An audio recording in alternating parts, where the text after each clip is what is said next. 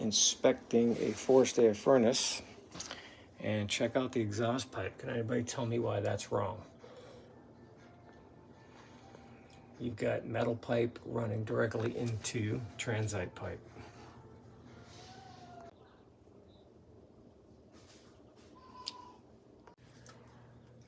If you look closely at the metal pipe, you'll see the white streaks coming down it, along with some brown streaks coming down it, because the forced air furnace exhaust vent pipe puts out a lot of heat and it's melting parts of the transite pipe, and that's what's running down the pipe. So this install is probably not permitted, and that's why this is like this. So definitely want to get that transite pipe removed, and that likely contains asbestos anyway.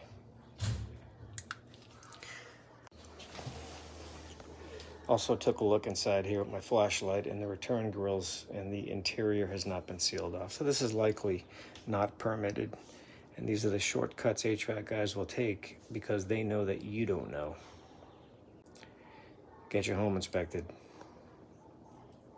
I mean you.